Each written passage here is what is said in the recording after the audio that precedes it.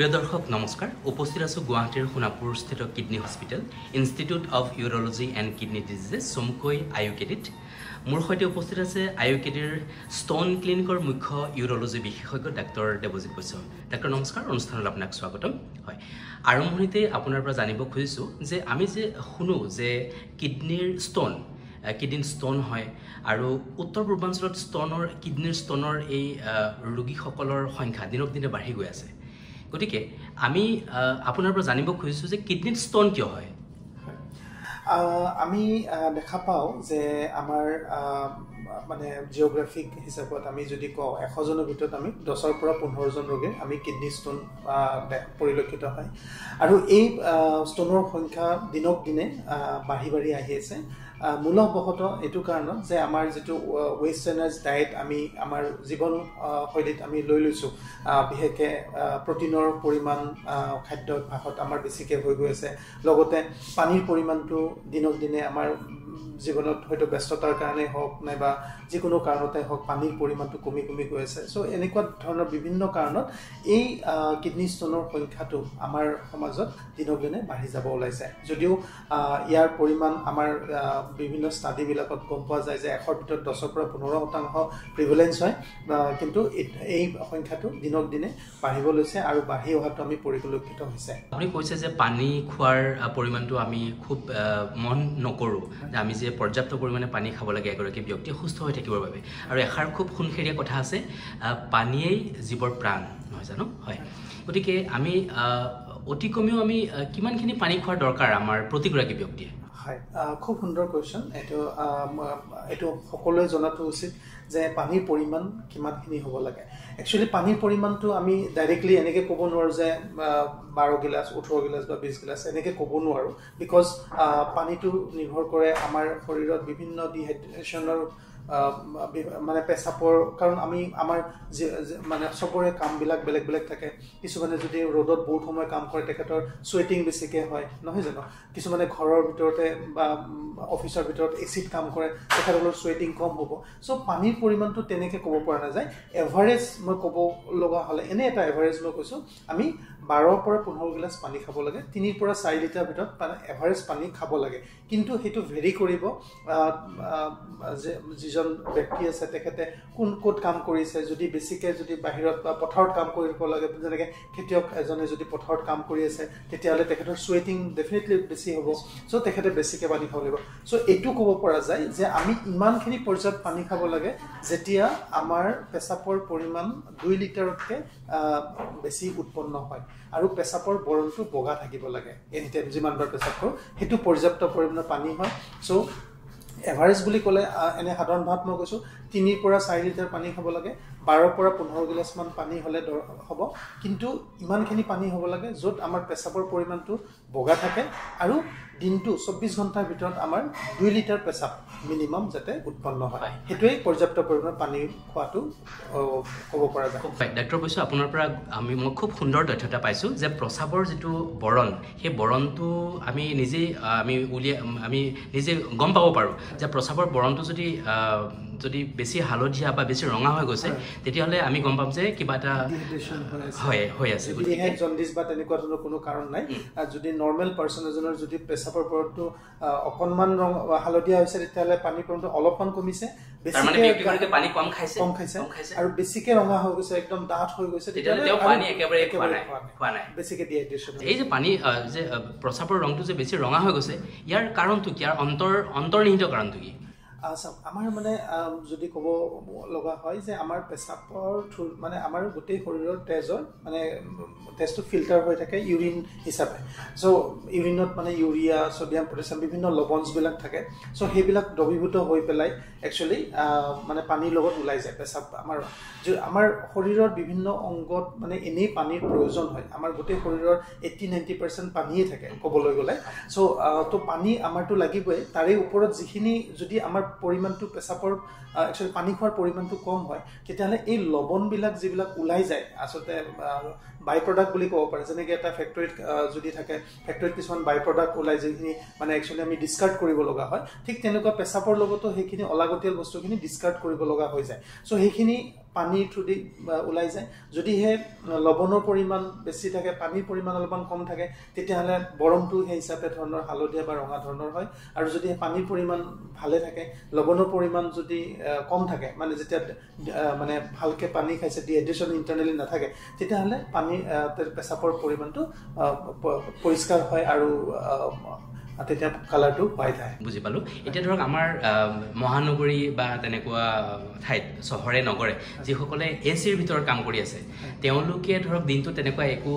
খুব পৰিশ্ৰম কৰিব লগা নহয় সেই ব্যক্তিগৰাকীৰ কাৰণে পানীৰ পৰিমাণ অতি কমেও কিমান হ'ব লাগিব আমি ভাবোঁ যে 3 লিটাৰ হ'লে এজন মানুহৰ পৰ্যাপ্ত পৰিমাণে পানী খোৱাটো বুজায় আৰু 3 লিটাৰ হ'লে আমি গ্লাছ হিচাপে আমি 10-12 গ্লাছ পানী তেওঁ খাবই লাগিব আৰু যদি খুব পৰিশ্ৰম কৰি আছে সেইগৰাকী ব্যক্তিৰ কাৰণে নিশ্চয়কৈ পানীৰ পৰিমাণটো বাঢ়ি যাব নহয় জানো তেওঁ যদি খুব বেছি ঘামিছে তেতিয়াহ'লে তেওঁ মন কৰিব লাগিব যে তেওঁ পানী খাব লাগিব মানে লক্ষ্য কৰিব লাগিব যে যদি বহুত সময় বাহিৰত কাম কৰি আছে তেতিয়া মানে তেখেতে যদি দেখিছে যে মোৰ 4-5 ঘণ্টা ধৰি পেচাপেই হোৱা নাই আৰু যেতিয়া পেচাপ কৰিছে বৰণটো ৰঙা হৈছে তেতিয়াহ'লে তেখেতে ডেফিনেটলি তেখেতৰ ইণ্টাৰনেল ডিহাইড্ৰেশ্যন হৈ আছে আৰু ইমিডিয়েটলি পানী খোৱাটো এইখিনি মোৰ এটা খুব প্ৰয়োজনীয় প্ৰশ্ন যদি পানী তেওঁ বহু দিন ধৰি পেলাই পৰ্যাপ্ত পৰিমাণে তেওঁৰ শৰীৰটোৱে পানী পোৱা নাই তেতিয়াহ'লে এই ক্ষেত্ৰত কিডনি ষ্ট'ন হ'ব পাৰে হয় সেইটোৱে মানে কৈছোঁ যে মানে আমাৰ পেচাবত কি হয় আমাৰ গোটেই মই অলপ আগতে যিটো কৈছোঁ যে বাই প্ৰডাক্টবিলাক ওলাই আহে সেই বাই প্ৰডাক্টৰ ভিতৰত কেলছিয়াম বা অক্সালেট বা যিটো মানে ষ্ট'ন ফৰ্মেশ্যনৰ যিবিলাক কণিকা থাকে সেইবিলাকো থাকে চ' সেই কণিকাৰ পৰিমাণটো যদি পানীৰ দ্ৰৱীভূত হোৱাতকৈ বেছি হৈ যায় আমি জানোৱেই যে যেতিয়া 1 গিলাচ পানীত যদি বেছিকৈ চেনি দিওঁ মানে যেতিয়া সেইখিনি দ্ৰৱীভূত নহয় তেতিয়াহ'লে ছেডিমেণ্ট পৰি যায় নহয় জানো ঠিক তেনেকুৱাই মানে সেই ছেডিমেণ্ট যেতিয়া পানীৰ পৰিমাণটো কম থাকে সেই বাই প্ৰডাক্টবিলাক যিবিলাক ষ্ট'নৰ যিখিনিৰে ফৰ্মেশ্যন হয় সেইবিলাক লাহে লাহে ছেডিমেণ্ট হ'বলৈ আৰম্ভ কৰে আৰু তেতিয়া ষ্ট'ন ফৰ্মেশ্যন বা ফ'কাছবিলাক ফৰ্মেশ্যন হয় আৰু সেই ফ'কাছৰ চাৰিওফালে ষ্ট'নটো গ্ৰ' হ'বলৈ আৰম্ভ কৰে সুন্দৰকৈ বুজি পালোঁ এতিয়া মই এইখিনিতে মোৰ আন এটা প্ৰশ্ন যে আমি যদি খুব বেছি আমিষ আহাৰ গ্ৰহণ কৰোঁ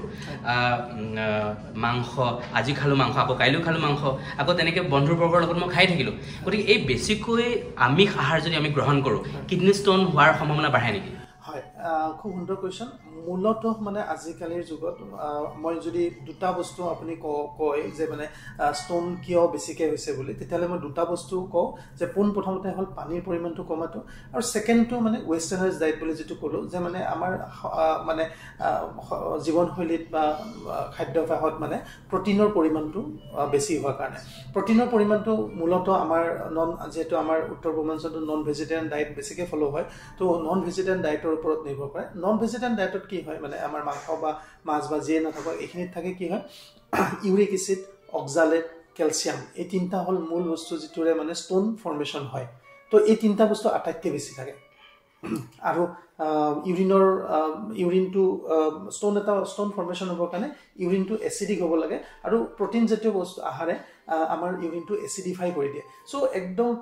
ফেভাৰেবল এটা এনভাইৰনমেণ্ট এটা ক্ৰিয়েট হয় যদি প্ৰটিন থাকে আৰু তাতে ষ্ট'নটো ফৰ্মেশ্যন হোৱাৰ কাৰণে আটাইতকৈ সুবিধাজনক পৰিস্থিতি হৈ যায় মোৰ এইখিনিতে এটা মোৰ কথা এটা মনত পৰিছে IUCD-ৰ মুখ্য ইউৰ'লজি বিশেষজ্ঞ লেজাৰমেন ডাক্তৰ ৰূপ কুমাৰ নাথে কৈছিলে যে বেছিটো আমাৰ কাৰণে সকলো বেছিটো আমাৰ কাৰণে ড্ৰাগছ পানীও যদি মই 10 লিটাৰ খাই দিলোঁ সেইটো আমাৰ কাৰণে ড্ৰাগছ হৈ গ'ল তেনেকৈ যদি আমি খাহাৰো আমি প্ৰয়োজনকৈ বহুত বেছি খাই দিলোঁ সেইটো আমাৰ কাৰণে ড্ৰাগছ হৈ গ'ল মানে সৰ্বং অত্যন্ত গৰ্হিতম অৰ্থাৎ সকলোৰে আতিশৰ্যটো বেয়া আৰু বৰ্জনীয় নহয় জানো হয় তাৰ কাৰণত আপুনি অত্যন্ত ব্যস্ত তাৰ মাজতে আপুনি আমাক সময় দিছে একেবাৰে শেষত আপোনালৈ প্ৰশ্ন যে গুৱাহাটীৰ সোণাপুৰস্থিত IUCD-ত কিডনি ষ্ট'নৰ সমস্যাৰ খুব সুন্দৰকৈ চিকিৎসা হয় বা ইয়াতে সুন্দৰকৈ অস্ত্ৰোপচাৰ হয় এতিয়া হয় গোটেইখিনি হৈ আছে আমাৰ কিডনি ষ্ট'নৰ মই ক'বলৈ গ'লে গোটেই ভাৰতবৰ্ষত নহয় গোটেই পৃথিৱীতে যিখিনি মানে এণ্ডোস্কোপিক চাৰ্জাৰীজ হওক বা অত্যাধুনিক লেজাৰ পদ্ধতি হওক গোটেইখিনি আমাৰ তাতে হৈ যায় চব সকলোমে হৈ যায় আৰু আজি এবছৰ হৈ গ'ল আমাৰ IUCD ষ্টাৰ্ট হোৱা অলমষ্ট 1000তকৈ ওপৰৰ ৰোগীত আমি অত্যাধুনিক পদ্ধতিত কিডনি ষ্ট'নবিলাক চাৰ্জাৰী হৈছে আৰু ভগৱানৰ কৃপাত এতিয়ালৈ কোনো অসুবিধা হোৱা নাই এতিয়ালৈ হয় হয় হয় মানে আপোনালোকে যে কৈছে অত্যাধুনিক লেজাৰ ট্ৰিটমেণ্ট মানে আপোনালোকে পেট নফলাকৈ আপোনালোকে লেজাৰৰ সহায়ত মানে এটা সৰু ফুটা কৰি সেই তেনেকৈ আপোনালোকে ট্ৰিটমেণ্টটো কৰে নহয় জানো কিডনি ষ্টনত কেতিয়াবা আমি ফুটা কৰি পেলাইও লেজাৰ দি কৰিব লগা হয় কেতিয়াবা কটাকটি নকৰাকৈ ফুটা নকৰাকৈ RRS বুলি কোৱা যায় এণ্ডোস্কোপিক টেকনিকত পাথৰটো যদি পৰিমাণ সৰু থাকে 15 মিলিমিটাৰ তলত থাকে তেতিয়া আমি পেচাবৰ ৰাস্তাৰে ভিতৰি লেজাৰ টেকনিকত পাথৰটো উলাই দিব পৰা যায় যেটো RRS বুলি কোৱা যায় সো কটাকটি নকৰাকে ৰক্তক্ষৰণ নোহোৱাকে আৰু আমি কেতিয়াবা ভৰ্তিও নৰখা ডে কেয়াৰ পদ্ধতিও কৰিব পৰা যায় ডে কেয়াৰ মানে আপোনালোকে ৰাতিপুৱা আহিলে ভৰ্তি কৰালে অপাৰেশ্যন কৰিবলৈ সন্ধিয়া যাব দিয়ে আৰু আগতে উত্তৰ পূৰ্বাঞ্চলৰ অসম তথা উত্তৰ পূৰ্বাঞ্চলৰ ব্যক্তিসকল কিডনি তথা প্ৰস্ৰাৱজনিত সমস্যাৰ বাবে অসমৰ বাহিৰলৈ যাব লগা হৈছিল কিন্তু আপোনালোকে গুৱাহাটীৰ সোণাপুৰস্থিত আয়ুকেডিত কেৱল আপোনালোকে কিডনি বা প্ৰস্ৰাৱৰ সমস্যাৰ ট্ৰিটমেন্ট কৰে নহয় জানো বেলেগটো একো ৰোগৰ ট্ৰিটমেন্ট নকৰে কেৱল এইটো ৰোগৰ ট্ৰিটমেন্ট কৰে লগতে যদি কেতিয়াবা থাকিলে কিডনি ষ্টনৰ লগত গলবাডাৰ থাকে তেতিয়া ডেফিনেটলি আমি হেতু কৰিব লগা হয় আদাৰৱাইজ আমি অনলি কিডনিৰ ওপৰতে আমি আমাৰ মানে কনসেন্ট্ৰেচনটো বেছি আয়ুকেডিত আপোনালোকৰ কিমান গৰাকী ইউৰলজিষ্ট আছে বা নেফ্ৰলজিষ্ট আছে আমি টোটাল এতিয়া 5 গৰাকী ইউৰলজিষ্ট আছে আৰু এজন বৰ্তমান নেফ্ৰলজিষ্ট আছে আৰু 5 গৰাকী ইউৰলজিষ্টে বিভিন্ন বিভাগ চাই যেনেকৈ মই ষ্টনৰ বিভাগ চালো প্ৰস্টেটৰ বিভাগটো আমাৰ CMD sir doctor Raghunath sir চাই তেনেকৈ লেপাৰস্কোপি আৰু অনকো সাৰ্জাৰী বিভাগটো আৰু এজনে চাই doctor Barun Kumar sir Sumit Kabra sir transplant আৰু যেনেকৈ ৰিকনষ্ট্ৰাকটিভ সাৰ্জাৰী ইউনিটটো চাই আৰু ডক্টৰ অনুপ দত্ত বৰা স্যাৰ এজন আছে জনে মেল সেক্সুৱেল ডিসঅৰ্ডাৰ এন্ড্ৰলজিষ্ট বুলি কোৱা হয় যে তেখেতে কেৱল মানে পুৰুষৰ যৌন সমস্যাৰ যিকোনো সমাধান বা যিকোনো চিকিৎসা তেখেতে কৰে হয় ডক্টৰ বৈছো আপুনি ইমান সুন্দৰকৈ আমাক সময় দিলে গতিকে আমি ভাবিছো যে আপোনাৰ কথাখিনিৰ পৰা এটা খুব সুন্দৰ বাৰ্তা আমাৰ স্বাস্থ্য সচেতন ব্যক্তিসকলৰ মাজলৈ গৈছে গতিকে আপোনাক ধন্যবাদ জ্ঞাপন কৰিছো আপোনাৰ দিনটো আজি শুভ হওক ধন্যবাদ